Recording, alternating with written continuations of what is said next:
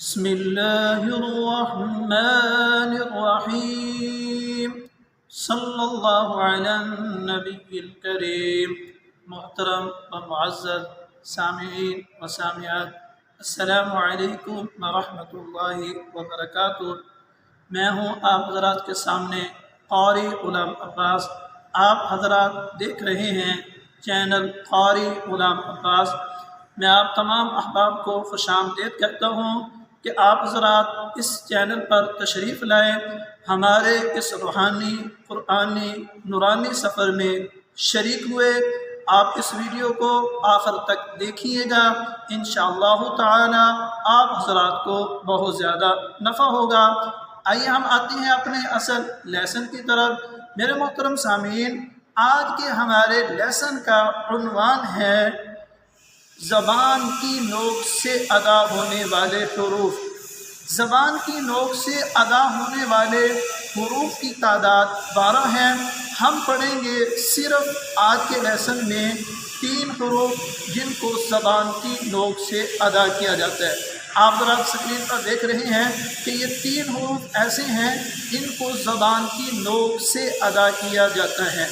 ان تینوں حروف کا مخرج زبان کی نوک ہے، لیکن ان کی ادائی میں باریک فرق ہے کہ جب ہم پہلا حرف ادا کرتے ہیں تو زبان کی نوک، زبان کی یہ ٹپ اوپر والے دانتوں کی نوک سے تھوڑا سا باہر جاتی ہے، س س س۔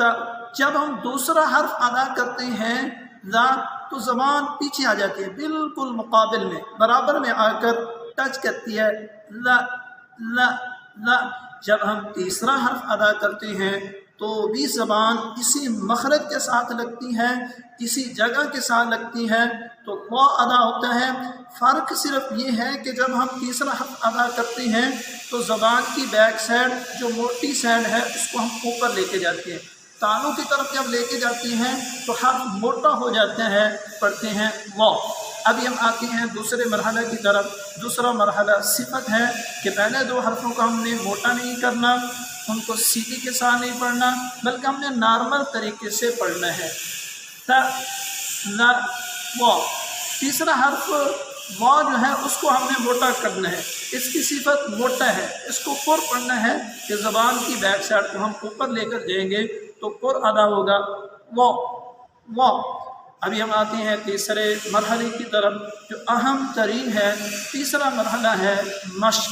آپ حضرات میرے بعد ہر حرف کو 3 دفعہ پڑھیں گے۔ س س س ل ل ل و و و۔ امید کرتا ہوں کہ آپ حضرات کی یہ ادائی درست ہو گئی ہوگی۔ مزید مشق کریں گے انشاءاللہ تعالی بہتری آئے گی۔ والسلام۔